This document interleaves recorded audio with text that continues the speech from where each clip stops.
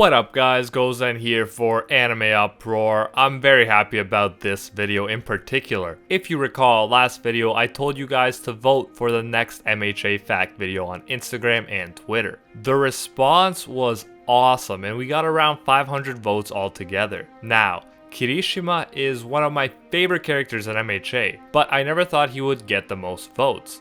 But, to my surprise, he did, and so I'm psyched about that. Second and third place were extremely close. One vote separated Bakugo, who got second, and Fumikage, who got third. So I'm gonna create a story on Instagram where you guys can vote for who you want to see next. Stories only last for 24 hours, so make sure to go vote ASAP. If you like these MHA fact videos, make sure to text to smash that like button to let me know, and if by some bizarre circumstance you have yet to subscribe, wind up for another text to smash and hit that subscribe button and ring the magical YouTube bell to become a member of the notification Nakama. Now, without further ado, let's get into this manly video.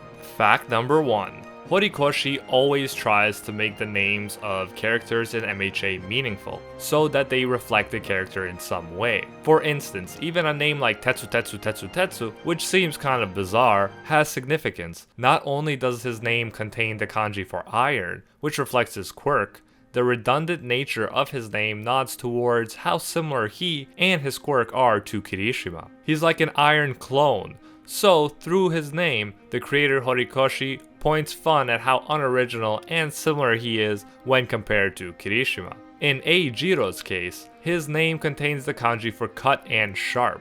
This reflects Kirishima's quirk, which is pretty straightforward. It hardens his skin, and he can use it to create sharp and strong body parts. For instance, his hair can become sharp, as well as his fingers. And this leads us to fact number 2. Kirishima has a scar on his right eye, which is pretty hard to notice. The word cut, which is also part of Eijiro's name, has significance when we consider Kirishima's backstory and how he got the scar on his right eye. Horikoshi does a pretty good job of telling the story, so I'll quote him here. He writes, "It happened when Kirishima was 3. He was sleeping in bed when suddenly, bitten by the urge to pee, he awoke and rubbed his eyes, and it was then that his quirk chose the worst time to manifest for the first time." End quote. So perhaps it's not as exciting as getting bitten by a radioactive spider, but that is the origin of Kirishima's quirk. He rubbed his eye, which he must have done countless times before, but this time his hardening quirk activated and he cut his eye. Luckily, not deep enough to blind him, but enough to leave a lifelong scar on his face. Interestingly enough, Horikoshi has admitted that even he overlooks Kirishima's scar and often forgets to draw it in the manga. Fact number 3. Like a lot of other characters, Kirishima underwent some changes since Horikoshi came up with his initial design. Some of you may recall from the Deku video that Deku's hair initially went over his right eye, but he just looked like he needed a haircut, so Horikoshi decided against it. Similarly, in Kirishima's case, his hair also seemed to change a bit. His initial hairdo looked kind of like a cross between his usual hair and his unbreakable form hair. He looked a bit more sinister too, and his pants sagged lower than they do now. His middle school hair underwent a change too, and his scar used to be on his left eye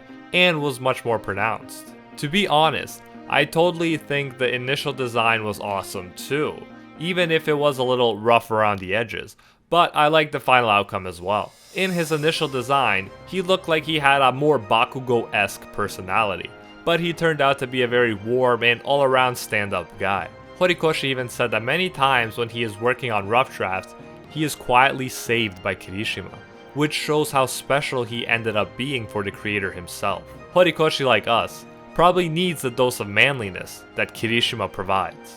Fact number 4. One last thing about Kirishima's hair, it doesn't naturally look like it does in the anime. For starters, Kirishima dyes it. Red is not actually his natural hair color.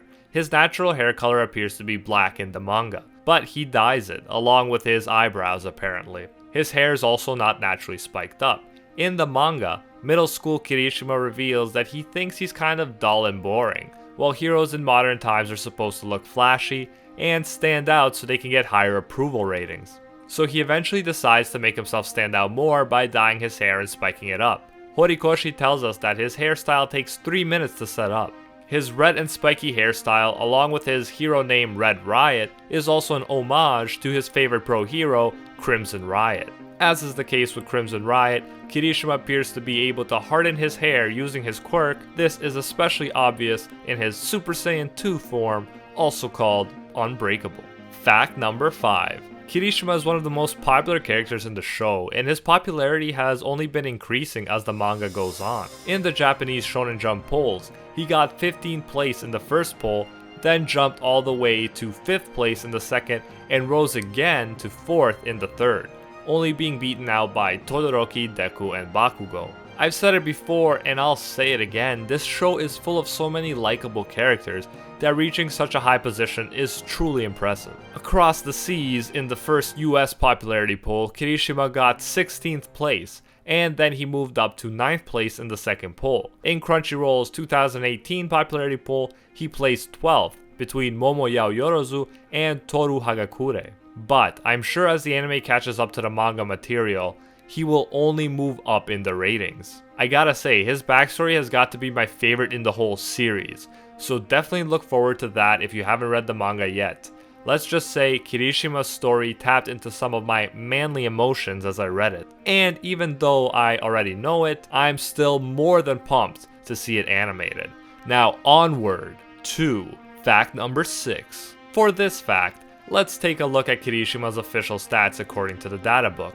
Kirishima has pretty good statistics overall, although he is not exceptional in any single area. He scored a 4 out of 5 in power, a 3 out of 5 in speed, a 3 out of 5 in technique, a 3 out of 5 in intelligence, and a 4 out of 5 in cooperativeness. Not surprisingly, Kirishima's stats are exactly the same as his Silver Surfer clone, Tetsu. Kirishima is not the least intelligent student in the class. For instance, Electric Saitama over here scored a 1 out of 5 in intelligence, but Kirishima is still near the bottom of the class, placing 15th in Class 1A's overall grades. His high cooperativeness level is significant though, since he is one of the few characters who can easily make friends with other students as well as with Bakugo, who is so lousy at getting along with others that he scored a lowly 1 out of 5 in cooperativeness.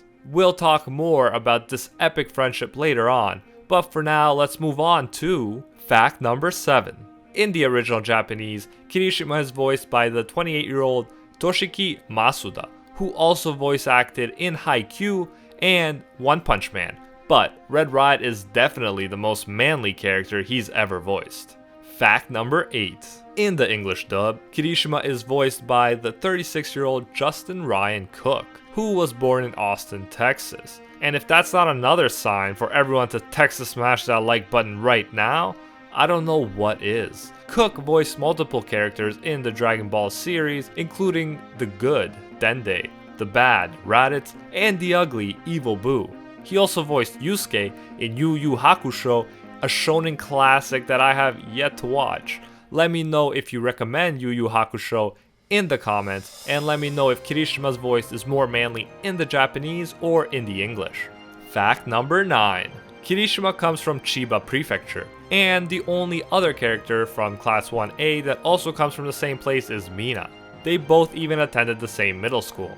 Now let's talk about these two for a second. These two have history. Kirishima looked up to Mina in middle school. Not only did she look like a hero, she acted like one too. While Kirishima hesitated in fear, Mina jumped in to protect her classmates from a villain, kind of like Deku, moving without thinking. However, Kirishima isn't naturally like this, so he decides to change himself along with his image in high school, so he doesn't live a life of regrets and revert back to the way he was before. By the way, that's what I love about Kirishima's character, the fact that he doesn't seem to be a born hero, but is nonetheless able to compensate for that through manly hard work and willpower. Anyways, Mina notices the change in him when they both get to UA, and she agrees to support him and keep his old ways a secret from the other students. And now, the most important question. Let me know in the comments if you ship or skip these two porn buddies. Along with the backstory, Horikoshi posted a cute sketch of the two together on Twitter after he posted a cute sketch of Todoroki and Momo together, another popular ship. So it seems like Horikoshi is hinting at something here, but we'll have to wait and see. For the record, I don't just ship it, I Detroit ship it. Fact number 10. As usual, instead of one fact, fact number 10 will be a lightning round of random facts where I shoot out as many bonus facts as I can. 3, 2, 1, let's jam. Kirishima was born on October 16th, which makes him a Libra just like me. Yet another reason for me to like him, not that I needed another one, especially since he already had my favorite color in his hero name. His blood type is O, and he is 170 centimeters or 5 foot 7 inches tall. Although if we count his spiked up hair, he's approaching Ida at 179 centimeters or 5 foot 10.5 inches tall. Kirishima likes manly things, of course, and meat, which probably falls under the umbrella term manly, but must be stated nonetheless. Apologies to the vegetarians out there, but Kirishima probably wouldn't consider you manly. Kirishima goes through toothbrushes quickly, which is not surprising since it looks like he has shark teeth. It's also no surprise that he likes meat so much, since it looks like all of his teeth are canine teeth, which means he's a natural pro at tearing off chunks of that precious meat. It's almost like he's a carnivorous manly dinosaur in the form of a high school kid. Lastly, Horikoshi says if you look closely, Kirishima was kind of introduced as early as chapter 3. I think I may have found him, but let me know if you know for sure what page he's on. It's the manliest game of Where's Waldo ever. And that is the facts portion of this video. Now let's go beyond Plus Ultra and gear up for the comment corner, where, before each one of these MHA fact videos, I asked you guys on Instagram to tell me what your favorite thing about the character in question is. Last time I was blown away when Ochako got over 100 comments, and this post got an even more impressive 180 comments, so thank you so much to everyone that shared their thoughts. Let's read some of them right now. Tay is A obviously got the right answer when she said everything. But let's look at some other responses just for fun. A lot of you enjoyed his dynamic with other characters. For instance, Hunter likes how Hard for All is able to get along with everyone. By the way, bonus points for making me laugh with that ingenious triple entendre. Eros loved his fight with Tetsu. I concur. Manly and passionate steel versus manly and passionate hardening definitely made for a manly and passionate match. It was an extremely hard match for Kirishima to be sure, and even though it was a quick side fight, I definitely enjoyed it.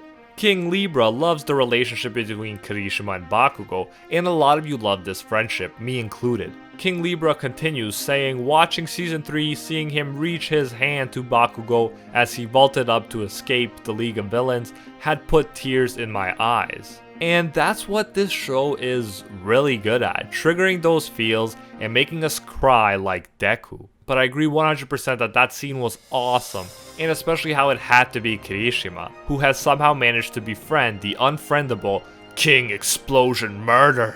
Truly a bromance for the ages. A lot of you also referenced other shows in your comments. Stealth Star gives Kirishima bonus points because he would be Kamina's younger brother, and I definitely noticed the parallels. Both strive to personify the epitome of manliness. Laser Lazzy said that Kirishima is so manly that he had to reevaluate Metapod and his hardening ability. The anime dude strikes again, saying that Kirishima seems like the type of man that'd eat nails for breakfast without any milk. That would put him on par with this guy and this guy. And let's just say you definitely don't want to mess with them. Dragon Ball Stuff and Memes writes, I like that his favorite hero is Crimson Riot. I also love this because although All Might is awesome, I feel like too much emphasis has been placed on him and he seemed to be everybody's favorite hero. For me, the fact that Kirishima's favorite hero is Crimson Riot instead sets him apart for me and also makes the world of heroes seem bigger than it used to. I personally also love Crimson Riot and all of his awesome manly quotes. In fact, I am seriously considering getting a custom-made Crimson Riot poster right now. And next, we got one of the most eloquent posts I've ever read from Sparky Roses. They write, his manliness has its own level of manliness because he is such a man. Well said, indeed. Lastly, and on a less sarcastic note, most importantly, a lot of you liked how Kirishima developed as a person. And to be honest, this is my favorite thing about Kirishima too. For example, Pimp Shrimp writes, I think he's really made more progress as a hero than anyone else. Deku, for example, always had the heart of a hero, but Kirishima really had to look at his shortcomings and change to be someone who could make the world a better place. Kirishima is truly a self-made hero rather than a naturally born one. And it's true that Deku was born quirkless, but he acted without thinking when someone was in trouble. In that sense, he was always a natural born hero. However, if you know his backstory, Kirishima wasn't. He underwent a complete transformation because he was inspired by Crimson Riot, who also was not a natural born hero. For both of them, they used freezing up in the past and who they used to be as motivation for never letting it happen again. And in my opinion, a character like that is much more relatable. A character like that motivates us and shows us that deep identity level change is possible and within our power. And that's why seeing how Kirishima has evolved and continues to evolve is hands down my favorite thing about him. And that closes off the comment corner and today's video. Thank you guys so much for watching. I hope I did justice to one of my favorite characters in one of my favorite shows. Make sure to vote on Instagram at AnimeUproar for the next video. I'll pin a comment with that link. I'm super psyched to see if the Dark Fumikage or the Explosive Bakugo will win. Also, feel free to leave suggestions for future videos in the comments, but make sure to take a look at the new MHA Facts playlist, which I'll link at the end of this video, so that you don't request a character that's already been done. If you did like this video, give that like button an unbreakable Texas smash and subscribe. You can harden your subscription by ringing that magic YouTube bell and joining the notification Nakama, the most OP Nakama surfing on the World Wide Web. Anyways, until next time, see you, Space Cowboys.